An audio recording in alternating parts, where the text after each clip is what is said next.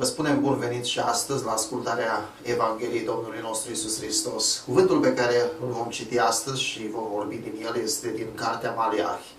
Este ultima carte a Vechiului Testament. La pagina 919 în Scripturile, ediția Cornilescu. Citim cuvântul Domnului din capitolul 3, începând de la versetul 1 la versetul 18. Repet, Cartea Maleahi, capitolul 3, versetul 1 la 18. Iată, voi trimite pe sorul meu. El va pregăti calea înaintea mea și deodată va intra în templul său, Domnul, pe care îl căutați. Solul legământului pe care îl doriți, iată că vine, zice Domnul oștirilor. Cine va putea să sufere însă ziua venirii lui? Cine va rămânea în picioare când se va arăta el? Căci el va fi ca focul topitorului și ca leșia înălbitorului.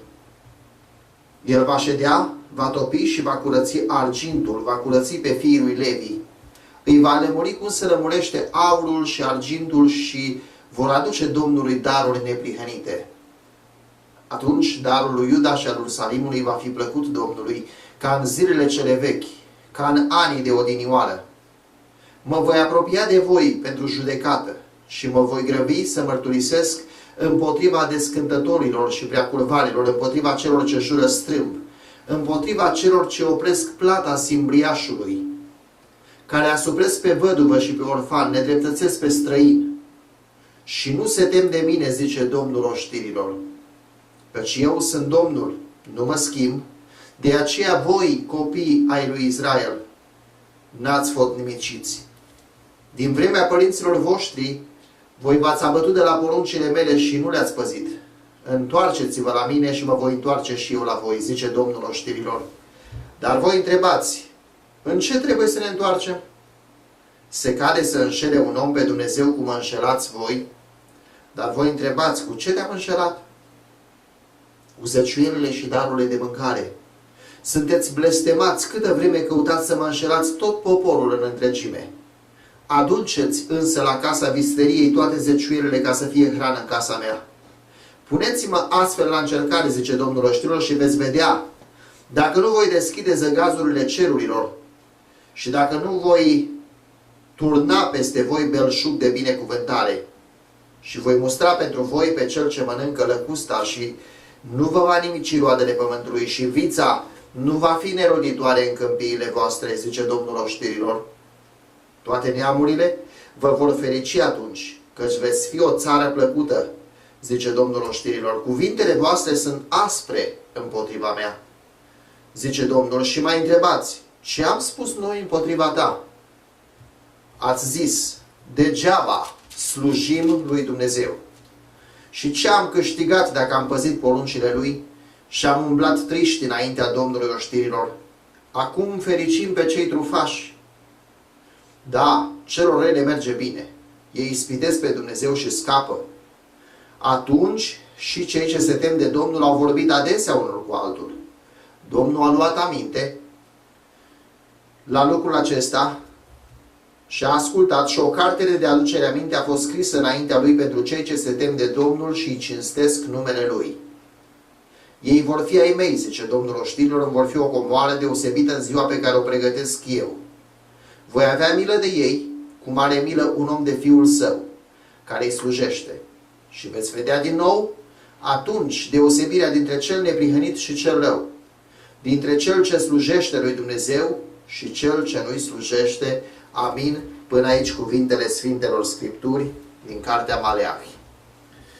Aș vrea ca în această după-amiază de duminică, 13 decembrie, să vorbim din cuvântul acesta pe care l-am auzit cu toții despre o vreme de apostazie.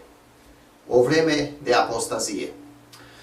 Știm despre Cartea Maleahi că este ultima carte a Vechiului Testament scrisă despre acest proroc despre care nu avem multe cunoștințe biblice, nu știm cu exactitate multe detalii despre acest om al lui Dumnezeu pe care Dumnezeu l-a folosit, se pare, după perioada lui Ezra și Neemia. Este o perioadă de tăcere de 400 de ani, aproximativ 400 de ani, de când omul acesta aduce acest mesaj și este ultimul cu care se încheie Vechiul Testament. După care urmează o perioadă de tăcere în istoria biblică în ce privește comunicarea lui Dumnezeu cu poporul său. Cu siguranță Dumnezeu a comunicat cu oamenii săi în mod particular, dar în mod canonic, din punct de vedere a ceea ce este scris, a ceea ce avem la dispoziție. Ca și Scripturi, aceasta este ultima carte, ultimul mesaj pe care Dumnezeu vorbește înainte de venirea lui Ioan Botezătorul și venirea Domnului Iisus Hristos ca și prunc în ieslea Betleemului. Așadar, într-o vreme de apostazie, cuvântul Domnului spune că Dumnezeu promite și se ține de cuvânt. Este ceea ce vorbim acum, este ceea ce reiese din cuvântul Scripturii, din versetele citite mai anterior. Dumnezeu promite și se ține de cuvânt într-o vreme de apostazie. Ce înseamnă apostazie? Apostazie este o vreme de cădere spirituală. O vreme în care poporul lui Dumnezeu, Israel, este vorba de evrei. Bineînțeles, astăzi vorbim numai de evrei.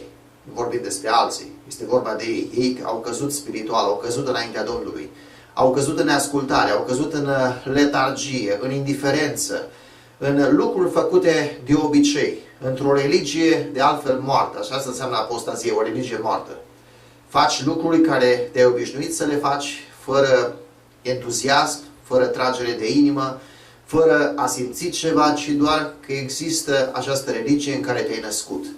Și acum pentru poporul nostru român, noi spunem ne-am născut creștini și umblăm la biserică, la Paște, la Crăciun, când ne aducem aminte. Când trecem pe lângă biserică ne facem semnul crucii și eu știu ce alte părți religioase mai avem în anumite situații de criză. Atunci când se întâmplă ceva în viața noastră, ne aducem aminte de Dumnezeu. Nu așa trebuie să fie. Aceasta înseamnă apostazie. Asta înseamnă o decădere spirituală. Dumnezeu promite și se ține de cuvânt într-o vreme de apostazie. Spune versetul 1 din capitolul 3. Spune, iată, voi trimite pe solul meu, el va pregăti calea înaintea mea și deodată va intra în templul său Domnul pe care îl căutați. Solul legământului pe care îl doriți, iată că vine, zice Domnul oștirilor. De-a lungul istoriei biblice, în relația lui cu Israel, Dumnezeu a promis, începând cu Avram, începând cu prima pereche din grădina Edenului și continuând cu prietenul său Avram și cu ceilalți oameni ai Bibliei, cuvintele pe care Dumnezeu le-a promis, promisiunile pe care Dumnezeu le-a făcut oamenilor săi. Și în mod special ne referim la Israel, pentru că este istoria lui Israel sub privirile noastre. Dumnezeu s-a ținut de cuvânt.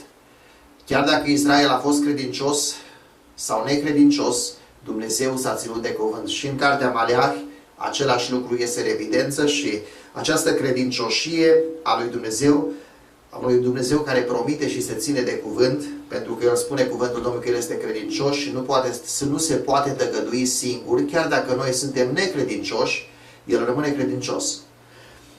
Vorbește despre un sol care va pregăti calea, un sol care va fi trimis. Este vorba de Ioan Botezătorul care este trimis și, bineînțeles, este vorba de unicul Fiu al lui Dumnezeu, de Domnul nostru Iisus Hristos, pe care Israel îl aștepta.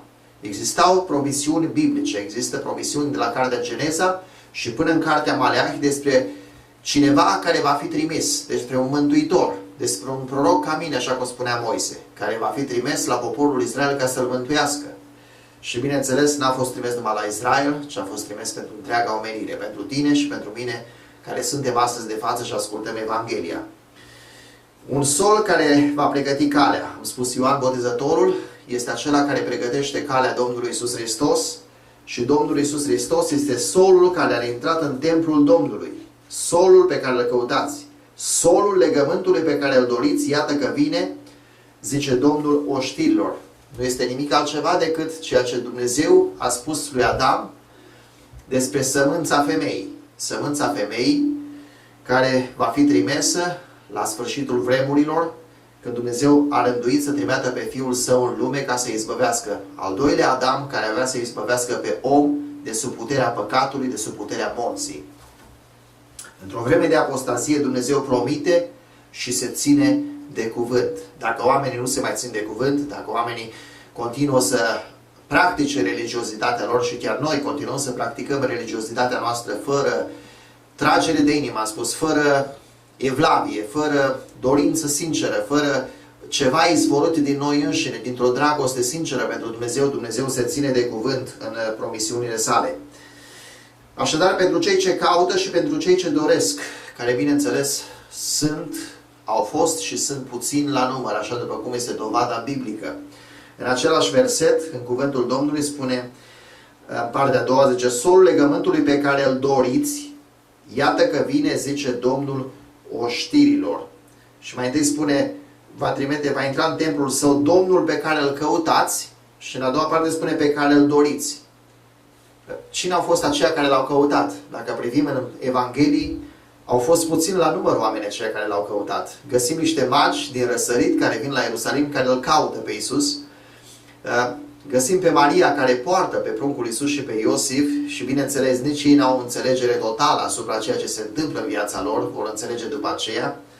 Găsim pe Elisabeta, găsim pe Simeon, găsim un grup de ucenici, găsim puțini oameni care au dorit și oameni care au căutat. Simeon este cel care mărturisește, Doamne, slobozește în pace pe robul Tău, căci a văzut ochii mei mântuirea Ta. Elisabeta, de asemenea, o categorie destul de redusă de oameni. Oare nu se întâmplă lucrul acesta în timpul pe care îl trăim noi astăzi? Într-o vreme de apostazie spirituală, în care oamenii s-au obișnuit cu biserica, s-au obișnuit cu multe lucruri religioase, s-au obișnuit cu Dumnezeu de altfel. Dumnezeu a devenit ceva de obișnuință. Nu este ceva o necesitate. Dumnezeu promite și se ține de cuvânt. Trebuie să avem în vedere lucrul acesta, că promisiunile lui Dumnezeu, și în special promisiunile biblice, ceea ce Scriptura promite, Dumnezeu aduce la îndeplinire la vremea potrivită. De fapt, Apostolul Petru subliniază lucrul acesta și am amintit acest mesaj într-o predică precedentă zilele trecute. În mesajele trecute, Dumnezeu nu întârzie în împlinirea promisiunilor Lui, cum cred unii. Este credința unora, că Dumnezeu întârzie să vină ziua Domnului. Într-o vreme de apostazie, așadar, în al doilea rând, Dumnezeu judecă pe poporul Său. Dumnezeu judecă pe poporul Său. Dumnezeu are o lucrare specială cu poporul Său. Aici nu este vorba de judecata finală, nu este vorba de judecata lumii, nu este vorba de judecata din Apocalipsa, ci este vorba de ceea ce Dumnezeu are a face cu poporul Său. Aici era în mod special referința a face la poporul Israel. Dumnezeu s-a judecat cu Israel în multe circumstanțe datorită păcatelor lui, datorită apostaziei lui. Și bineînțeles, Dumnezeu face lucrul acesta și cu biserica. Spune că judecata stă să înceapă de la casa lui Dumnezeu. Ăsta este cuvântul pe care Dumnezeu îl spune bisericii, Domnul Iisus Hristos. Și dacă cel neprihănit, spune cuvântul, scapă cu greu, ce se va face cel nelegiuit, cel rău? Ce se va face? Versetul 2 subliniază ceea ce spun eu acum. Cine va putea să sufere însă ziua venirii Lui? Cine va rămânea în picioare când se va arăta El? Căci El va fi ca focul topitorului și ca leșia înălbitorului. Sunt doi termeni aici folosiți care noi putem să înțelegem cum se va manifesta această judecată a lui Dumnezeu față de poporul Său. Foc și leșie. Focul știm că topește metalele prețioase, este amintit aici argintul, este amintit aurul, așa cum se lămurește aurul, spune, și argintul. Există două metale prețioase. Asta vrea să sublinieze cuvântul Domnului, prețuirea pe care o dă oamenilor Săi, oamenilor care fac parte din poporul Său, care sunt ai Lui, pe care Dumnezeu vrea să-i curățească și pe care Dumnezeu vrea să ne curățească, să fim ca aurul și ca argintul. Apostolul Pavel amintește lucrul acesta despre zidirea pe care noi o facem atunci când zidim în trupul Domnului Iisus Hristos, spunând că dacă zidește cineva pe temelia aceasta aur, argint, pietre scumpe, trestie, fân, lemn, spune că lucrarea fiecăruia va fi dată pe fața ziua Domnului. Despre ziua Domnului vorbește cuvântul și Apostolul Pavel în Noul Testament. Va da pe față, va face de cunoscut cum este lucrarea fiecăruia. Ziua Domnului va face de cunoscut cum este lucrarea noastră și ziua Domnului este aplicabilă, am spus specific, în primul rând pentru biserică, pentru poporul Domnului, în cazul de față pentru Israel. Dumnezeu vorbește lui Israel, dar și nici noi nu suntem scutiți pentru că noi suntem Israelul spiritual. Vorbește aici de darul lui Iuda și al Ierusalimului care vor fi ca la început, în versetul 4, versetul 5, spune atunci: darul lui Iuda și al Ierusalimului va fi plăcut Domnului ca în zilele cele vechi, ca în anii de odinioară. Israel, Iuda în mod specific, și Ierusalimul, locul de închinare, locul în care se găsea templul, oamenii aduceau darul lui Dumnezeu. Au adus daruri dintotdeauna. A fost o vreme în care oamenii aceștia au făcut lucrurile acestea cu pasiune.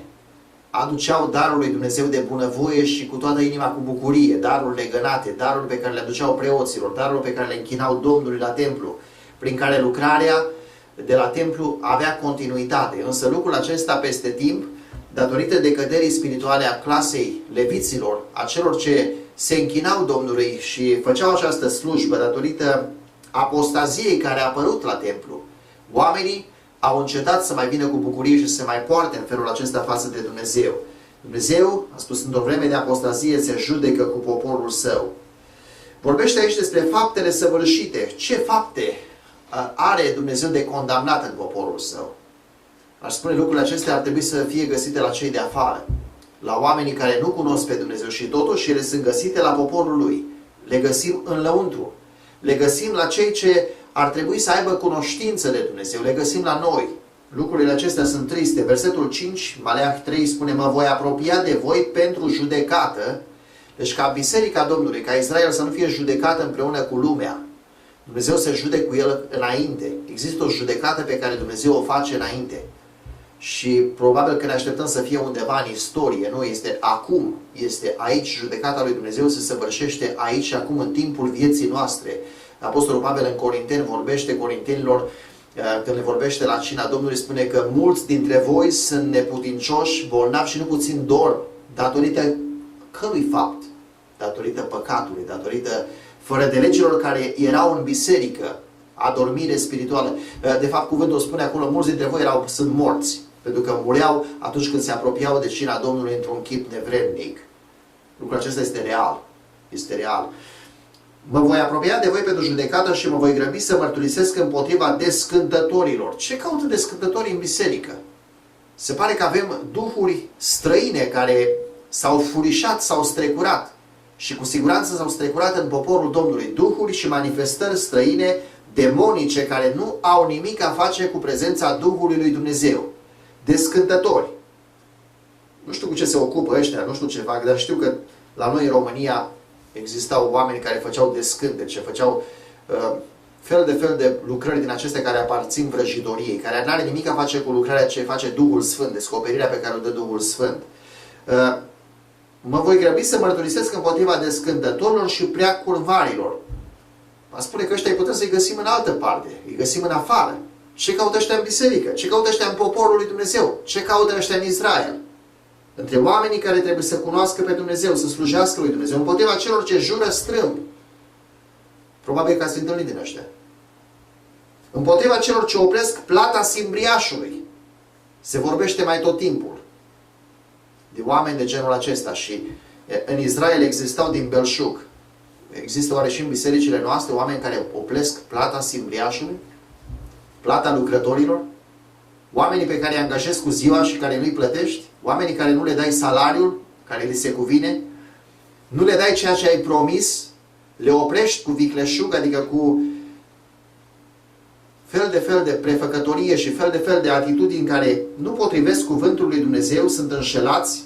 Sunt oameni aceștia? Sunt reali.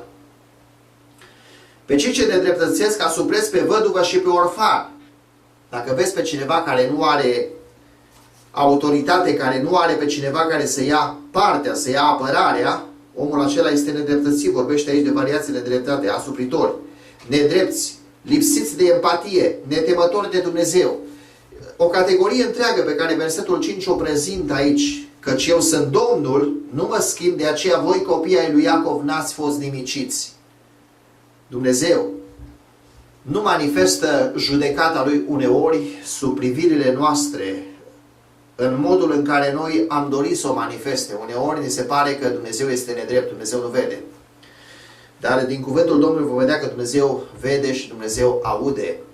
Într-o vreme de apostazie, În al treilea rând, Dumnezeu cheamă poporul la pocăință. Dumnezeu cheamă poporul său la pocăință. Versetul 7 și în continuare spune: din vremea părinților voștri, voi v-ați abătut de la poruncile mele și nu le-ați păzit. Întoarceți-vă la mine și mă voi întoarce și eu la voi, zice Domnul oștirilor. Dar voi întrebați: în ce trebuie să ne întoarcem? Am spus, într-o vreme de apostazie, de decădere spirituală, Dumnezeu cheamă poporul său la pocăință. Dumnezeu încă are har pentru oameni. Și în special pentru ai lui. Pentru Israel a avut mare har. Și pentru biserică are har. Și pentru mine și pentru tine are har. Pentru că ne cheamă, în fiecare zi ne cheamă la pocăință. Zice: nu vezi tu, omule, că bunătatea lui Dumnezeu, care se manifestă în fiecare zi, faptul că te trezești dimineața din pat, nu? Te ridici iarăși, poți să-ți iei cafeaua și poți să te duci la muncă sănătos, liniștit, să te întorci din nou acasă. Și asta se repetă în fiecare dimineață. Și mă uitam și azi dimineață: Doamne, m-am trezit și astăzi. Mulțumesc că m-am trezit și astăzi. Este bunătatea lui Dumnezeu. Dar bunătatea aceasta lui Dumnezeu manifestată față de noi în diferite circumstanțe și ipostaze, în toate aspectele vieții noastre, în toate binecuvântările pe care Dumnezeu ni le dă, cere responsabilitate. Reclamă responsabilitate din partea noastră. Ne îndeamnă la pocăință. Dumnezeu cheamă poporul său la pocăință. Ne spune să ne pocăim. Fiecare privilegiu pe care Dumnezeu ne-l pune la dispoziție ne arată că trebuie să ne pocăim. Doamne, ajută-ne! Doamne, ajută-mă pe mine, primul, și pe voi care ascultați mesajul acesta. Dumnezeu cheamă poporul său la pocăință. Întoarce-ne la Dumnezeu. De la ce? De la înșelăciune? De la omisiune? De la o relaționare corectă cu Dumnezeu. Este ceea ce spune versetul 7. Din vremea părinților voștri voi v-ați abătut de la poruncile mele și nu le-ați păzit. Întoarceți-vă la mine și mă voi întoarce și eu la voi, zice Domnul oștirilor. Dacă citim Vechiul Testament, istoria poporului Dumnezeu Israel, găsim această urcuș continuu și această coborâre. Când erau sus, când erau în vale, când erau pe munte, când erau prăpădiți. Pentru că atunci când avea un lider, atunci când avea un slujitor credincios, un împărat, un judecător, Israel era pe culmea credinței, era împreună cu Dumnezeu. Atunci când omul acesta se strica sau omul acela nu exista sau oamenii aceia își schimbau traiectoria vieții, poporul cădea în neascultare și în apostazie, în depărtare de Dumnezeu. Am spus, Dumnezeu ne cheamă la o relaționare corectă cu El. Doamne, ajută-ne să ne relaționăm corect cu Tine.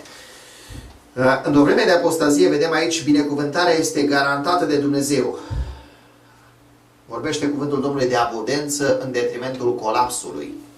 De abundență. Spune cuvântul Domnului mai întâi despre blestem. Versetele acestea se citesc foarte bine când predicatorii vor să vorbească despre zeciuială.